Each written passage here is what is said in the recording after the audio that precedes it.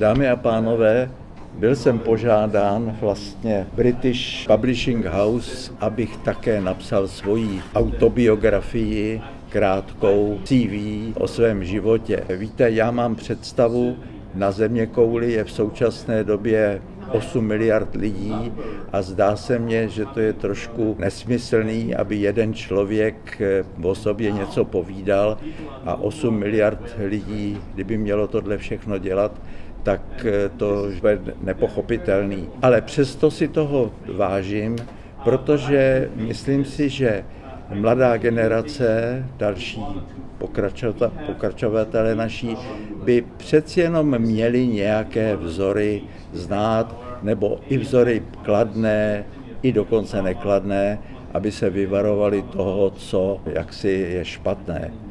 Já ale musím říct, že víte, můj výklad dějin, protože jsem trošku neurovědec a jsem vůbec trochu vědec, nejenom neurochirurg, tak moje představa historie, můj výklad je trošku zvláštní.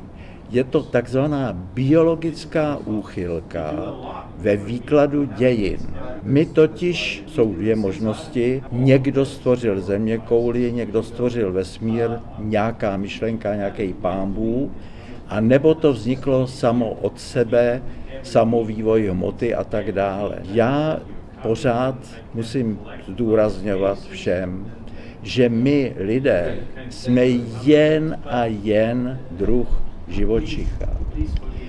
Celý Michelangelo, celá kultura, dejme tomu Shakespearea, celá egyptská kultura, naše kultura, vychází jen a jen ze dvou základních zákonů. První zákon je zachování života a druhý zákon je rozmnožovat se. Na zeměkouli my dneska víme, život trvá 4 miliardy let. Předtím život nebyl. Za těch 4 miliardy let vzniklo kolik druhů živočichů? Z jedné buňky, z jednoho začátku. Vzniklo 4 miliardy různých stromů, rostlin, hub, lidí, brouků, hmyzu a tak dále. A to vzniklo jen a jen proto, že jsme smrtelní. Vy možná znáte teorii prekaryota a karyota, kdysi dávno před těmi 4 miliardami let v tom nějakém moři a tak dále, se setkaly dvě buňky, bakterie, které byly nesmrtelné. Ty se spojily a začaly celý ten obrovský vývoj. Vede to k tomu, že prostě jsme smrtelní a jenom evoluce, jenom výběr druhů vlastně vedl k té strašné diverzitě života, co popisoval Darwin a tak dále. Proč to říkám? My prostě bez toho, aniž by byli vlastně, kdyby nebyli predátoři, nebyli by živočichové, kteří se živí rostlinami a zase živočichové, kteří se živí těma, co žerou ty rostliny, tak by tady zeměkoule nebyla, ty druhy by nebyly. Trošku směřuju proto, chci vysvětlit, že my se trošku neumíme a nemůžeme se poučit z historie. Prostě pořád lidstvo celou historii válčí. Čili trošičku nahrávám tomu jaksi rasismu, protože ta představa, že lidstvo dohromady se bude společně pářit a vytvoří jednoho tvora, milujícího se homo sapiens, to je představa asi chybná. Přestože se snažíme, jsou náboženství, které se snaží o tomhle, jak si dát lidstvo dohromady, ale ono by to zastavilo vývoj. Takže já musím říct, že my se neumíme poučit z první světové války, ani z druhé světové války, protože to prostě my bychom chtěli. Já bych byl strašně šťastný, aby to bylo. Ale ono to dobře nejde, protože by to mohlo zastavit vývoj na zeměkouli. Čili to je trošku pesimistický názor na vývoj lidstva, ale bez toho by nebyl pokrok. Takže to je otázka toho asi, co se s lidstvem dneska děje, ty zvláštní situace, že lidstvo vstupuje do těch hrdel existence, které jsou úzký, neúzký a tak dále. Dneska lidstvo se stěhuje, je tady obrovská změna, jako my mluvíme, když jsme mluvili o průmyslové revoluci, to znamená pára, vznik letadel, vznik celého, dokonce kosmonautiky, a dneska ta informatika není nic jiného, než že to je jeden z našich prostě metod, jak se přizpůsobujeme životu. Tak to je jedna myšlenka, takže asi se moc poučit o tom, aby jsme neválčili nebo aby jsme se mezi sebou neprali, to asi nikdy nebude. Teď bych chtěl říct pár optimistických věcí. Já dělám neurochirurgii operuju tedy, od roku 1961. Čili je to 64 roků vlastně, 63 let. Když jsem začínal, tak moje hobby nebo jedna z operací je neurinom akustiku. Je to tumor, který vyrůstá ze sluchového nervu. Je to challenge, je to velmi složitá operativa. Když jsem začínal u akademika Kunce, nebo v té době, těch 60. letech, tak úmrtnost na tento nádor byla 80%. Zachránit nikoho a vrátit ho do života vlastně možné nebylo. Všichni byli vlastně, i když jsme je třeba zachránili, tak z nich byli vlastně invalidní pacienti. Představte si, že za těch 60 let, že jo, je obrovský pokrok, že v současné době by neměl umřít na ten nádor, protože to benigní nádor není zhoubnej, by neměl umřít nikdo. Úmrtnost by měla být 0. Všichni pacienti by se měli vrátit natrvalo vyléčení do běžného sociálního života. Dokonce umíme při těch operacích zachránit sluch, zachránit lícní nerv a minimalizovat tu invaliditu. Dělám teda neurochirurgii 61 let, ale mozku se věnuje ještě daleko dříve, ještě vlastně v dětství, protože když dostal jsem nějaký genový schopnosti, trochu muzikant, trošku výtvarník, trošku básník a tak dále, všechny tyhle schopnosti, nějaký geny jsem dostal, ale mě modifikovala k medicíně rodinná situace. Moje sestřička, kterou jsem miloval o 2 roky starší, Helenka, tak ta měla špatný klešťový porod a měla poraněnou hlavičku. A já jako malý kluk jsem se trošku o ní musel starat. Moji rodiče se o ní perfektně starali, bylo to pro ně ale velké trápení, protože krásná holka vyrostla z ní, když dospívala, tak byla krásná blondýna, tak měla a vyvinula se u ní epilepsie. A já jako malý kluk jsem chodil s rodičema profesorovi Brdlíkovi, profesorovi Hennerovi, hvězdě neurologie v Praze, a já jsem nemohl pochopit, že tyto věhlasní profesoři nerozumí funkci mozku, že ji neumějí vyléčit. A já jako dobře se učící, neměl jsem žádný problémy ve školách a tak dále, tak jsem říkal, jak je to možné, že tyhle lidi nechápou, jak ten mozek funguje. Tak jsem si vymyslel ve svých 15, 13, 14 letech, že já to přeci poznám a sestřičce jednou pomůžu, nebo pomůžu dalším pacientům.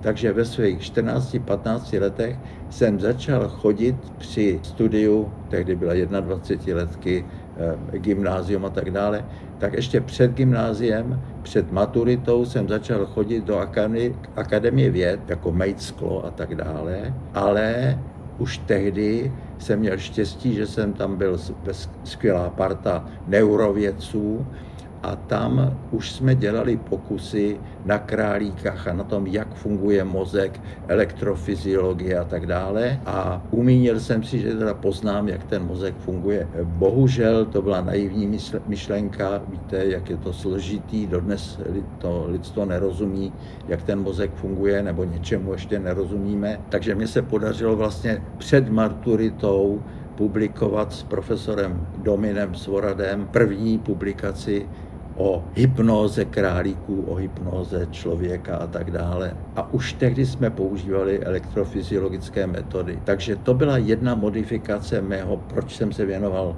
neurovědě a myslel jsem si, že poznám, jak mozek funguje. A pak ještě jeden vztah k doktoru. A ten vztah je velmi tvrdý, protože ta moje sestřička, kdyby jí nepoškodil špatný gynekolog, špatný porodník, tak, a to znám detaily, kdyby on jí nepoškodil tu hlavičku, tak se vyvíjela naprosto normálně.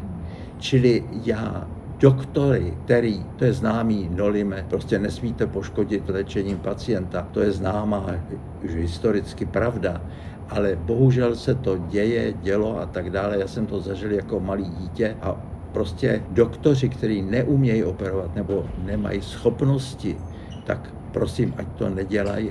A já jsem dosti celý život tvrdý proti těm, kdo kvůli nějaký ctižádosti a tak dále, tak poškozují vlastně špatným léčením pacienta. Takže to je jedna takový ten můj motivace celoživotní, vlastně jak tu medicínu dělat. A ještě jsem měl obrovskou kliku, že jsem se dostal jako mladý kluk, jako mladý lékař, jsem se dostal k akademikovi Kuncovi v Praze, na první lékařské fakultě a to byl prostě, víte, když se dostanete ke géniovi a jste vedle něj, no tak a děláte, co děláte, tak on vás tahne nahoru. A on byl ještě v tom, měli jsme takový, nebo filozofie byla, že on nás tlačil k tomu, že překonávat hranice možností, to prostě patřilo ke dennodenní práci. Oni to měli už, pokud já vím, ve středověku, nebo ve středověku v renesance a tak dále, tak ve renesanční dílny v Itálii tam měli prostě heslo, kameníci a tak dále, sochaři, Michelangelo a tak dále, že žák není hoden svého učitele, když ho nepředčí. Takže to je message pro mladou generaci. Prostě každý z vás byste, někdy to nejde, dostanete se k takovému učiteli, jako byl akademik Kunc, toho bych nikdy překonat nemohl, ale přesto vás tahne nahoru a vy se dostanete, když se dostanete na dobrý pracoviště, tak se dostanete na daleko vyšší oběžnou dráhu a pak už se vystřelíte dál a dál. Čili je velmi důležitý pracovat s někým, kdo to umí. A v současné době počítačová generace, představa já si to vygoogluju, já se něco naučím z počítače, není to pravda. Je to skvělý pomocník, bez toho bychom dnes být nemohli, ale pamatujte si, že vždycky vás musí učit učitel. Musíte mít vzor a operování se nedá učit z nějakých jaksi mediálních prostředků.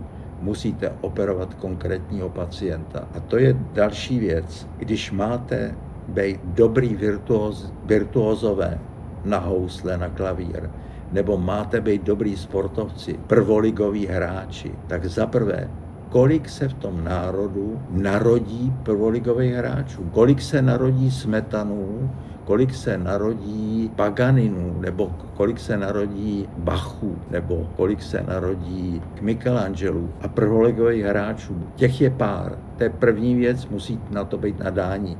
A my jako operatoři, neurochirurgové, jsme na tom jako Paganini.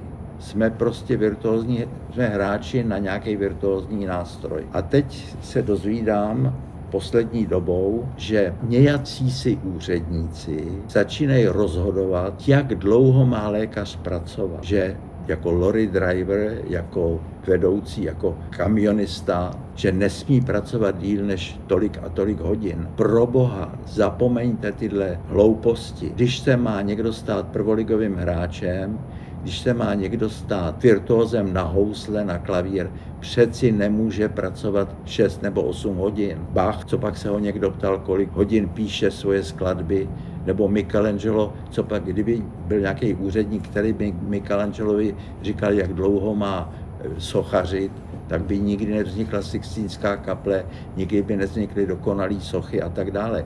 Čili my, doktoři, prostě úředník nemůže rozhodovat délku pracovní doby lékařů. A překvapuje mě, že jsou bohužel mladí lékaři v současné době, jsou takový ty hnutí, abychom se nenechali jako vykořisťovat a dostali jsme za to peníze a tak dále, tak budeme pracovat jenom určitou dobu, protože unavený lékař poškozuje pacienta. Nerozumím tomu.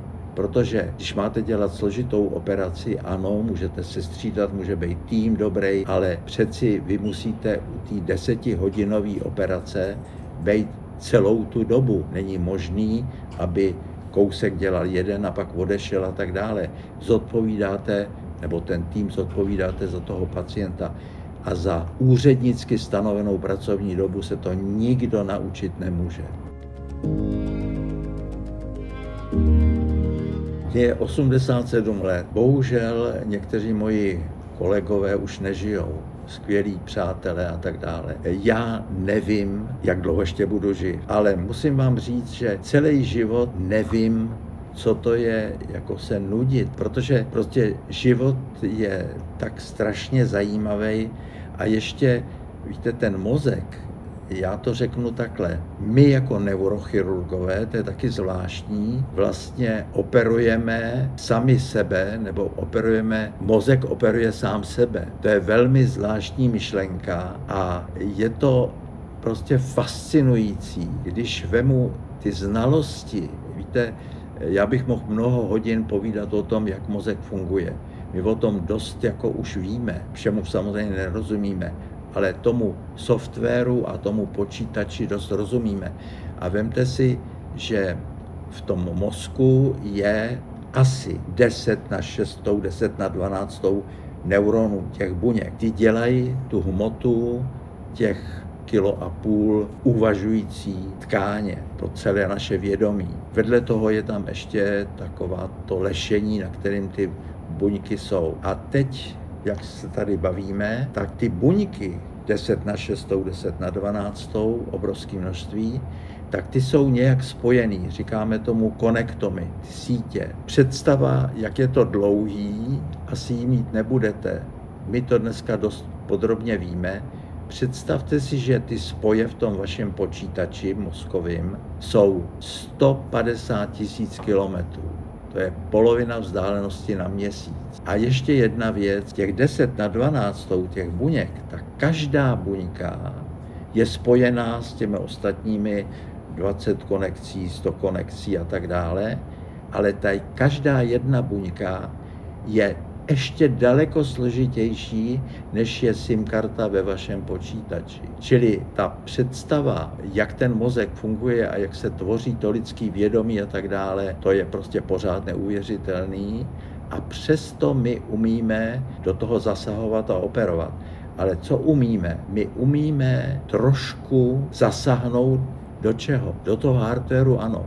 My víme, že tyhle funkce, ty jádra jsou nenahraditelné a tak dále. Já bych mohl ty přednášky o tom, jak funguje mozek, jak si mít dlouhou, ale ještě potřeba je vědět, že pořád je fake news, furt se dozvídáte takový hloupý představy, jak ten mozek funguje, co by se dalo a tak dále. Dneska je mediální, prostě chtějí šokovat lidi, být čtený, být publikovaný, aby se na televizi někdo díval, tak se to prostě zveličuje. To je ta představa, že by jednou se dalo transplantovat ruka, prsty a tak dále, to umíme, to už jde. Ale představa, já si myslím, že představa, že by někdo někdy transplantoval hlavu, je fake news, naprosto nesmyslná, protože ty biologické zákony vzniku toho mozku, toho softwaru a hardwaru, tak to vyžaduje celou tu evoluci těch 400 miliard let. A ještě Goethe říká jednu zajímavou věc. To byl génius. Faust, přečtěte si ho každý, to je neskutečná. Faust, celoživotní jeho dílo. Tak tam on říká, duchu se rovnáš, jejž chápat znáš. Čili až budeme rozumět všemu, tak pochopíme, jak ten vesmír funguje. A zrovna tak je to i s tím mozkem. A víte, my si klademe, ta představa transplantace hlavy je nesmyslná. Proč? Protože existuje to právě ty inženýři, kteří dělají ty neuronové sítě nebo podobu toho mozku, co používají? Používají dráty, používají elektriku.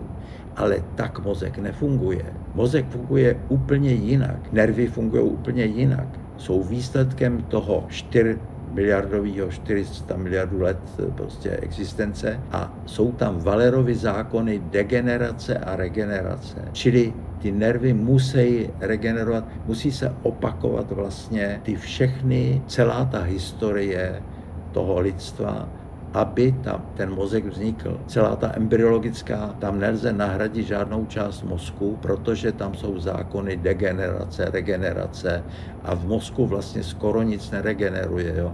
Takže ty představy, že by se nahradila hlava, to je naprostý nesmysl. Jo, ještě AI, umělá inteligence, nebo robotizace a tak dále. Sedáme si na zadek před něčím. Ano, právnické otázky, to je jiná problematika, ale z hlediska biologického nebo celého toho mechanismu, tak když se vás zeptám, kde sedí ta, který kanceláři, kde sedí ta umělá inteligence, to je špatná otázka, protože to není nic jiného, celá umělá inteligence, než vlastně software a to vědomí lidstva, co víme v knihách, celý knihovny, jsou snesený do jedné paměti, do jednoho informačního centra a z toho se vybírají ty informace. Vždycky bude i ta umělá inteligence. Všichni ti roboti, i když se budou zdokonalovat a tak dále, tak vždycky budou poslouchat člověka a za celý život jsem zažil mikrochirurgie a všechen ten pokrok je jenom služebník toho každého z nás a vždycky si myslím, že lidstvo to bude umět, ne že by nám někdo rozhodoval nebo nějaký roboti rozhodovali co a jak. Vždycky to bude jenom náš služebník. Takže já bych se toho vývoje nebal a naopak se na něj těším. A lidstvo směřuje, ať si říkáme, co říkáme, jako my směřujeme do vesmíru, to je prostě pravda. A představa, jaká bude budoucnost, nedovedu si to představit, ale dovedu si představit, že já už se to asi nedožiju, ale že třeba z Měsíce si budeme vozit suroviny na výrobu a budeme používat tělesa a tak dále. No, jak to dopadne za nějaký miliardy let, to nevíme nikdo. Takže já fandím lidskému životu, a i když budou ty války a budou nějaké a budou bitvy, tak věřím lidskému pokroku a že na zeměkouli jednou, jako vystřídali se na zeměkouli brontosauři nebo zmizeli, já věřím, že lidstvo zůstane trvale.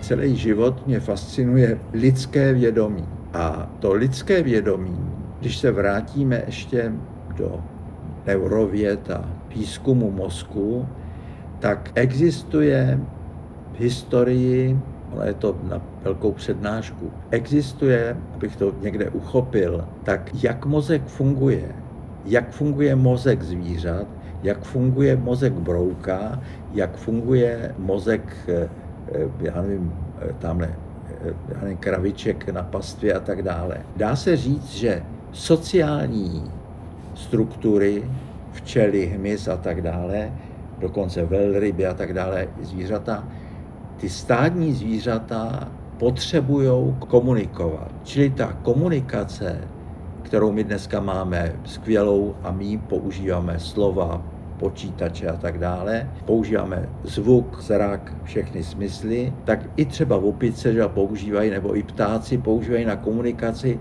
protože potřebují nějak ty stádní zvířata, nebo když se mají pářit a tak dále, se musí nějak domlouvat. O něčem si vykládají, povídají. Mají takový zárodek toho, čemu říkáme lidské, nebo to vědomí. Ale to vědomí má struktury mozkový a víte, dneska je taková hloupost, netejrejte kapra a netrapte ho, aby netrpěl a neměl bolest. Je třeba vědět, že struktury bolesti, to je takový příklad toho mozku, tak struktury bolesti ten kapr nemá. Vůbec nemá dráhy, které by vedly bolest. Každá buňka, každá bakterie, každý živočichové, když je horko nebo myš uhne, má nociceptivní, teda reaguje proti bolesti.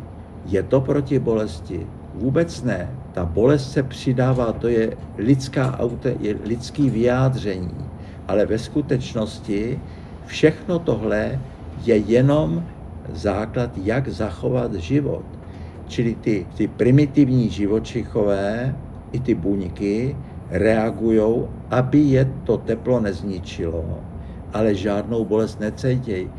My tomu říkáme vědecky nociceptivní reakce. A to bolestivé prožívání, my máme tendenci jaksi tu svoji myšlení přenášet do říše těch živočichů a tak dále, ale tam je to úplně jinak. Ano, pes začne kňučet, tak tam už nějaké ty bolestivé struktury jsou, ale ty brouci je nemají, ty včely nemají a přesto používají a zachovávají. Čili reakce proti poškozování, my ji vyjadřujeme jako bolest, ale to v té živočišné říši není. Takže kapr vlastně nemůže trpět, protože ani nemá ty struktury lidské bolesti. A totéž je, co se týče vědomí, tak mravenec, když mu rozkopne dítě mraveniště, tak nemůže vůbec chápat, co se děje. Zrovna tak jako my dneska, my máme lidské vědomí, které je fascinující. Může za něj písmo, druhá signální soustava, to bychom se museli dostat do podrobnějších vysvětlení, jak mozek funguje. Druhá signální soustava je slovo, písmo a bez slova a písma a bez toho my bychom vůbec nemohli komunikovat tak složitě, jako komunikujeme. A to vědomí, to, co my tady ten 1,5 kilo toho mozku, teď jak se bavíme, tak do toho vědomí vstupuje jenom malá část toho mozku. A ten mozek řídí. Vy vůbec nevnímáme, že řídí cévy, tlak a tak dále, všechny fyziologické funkce a teprve, když tam něco začne haprovat, tak se to dostane do vašeho vědomí a vnímáte to jako bolest, nemoc a tak dále. Takže to takzvané lidské vědomí, ta inteligentní komunikace je jenom malá část funkce toho mozku a je to jenom proto, abychom přežili a mohli se pářit a množit. Jinému smyslu to není.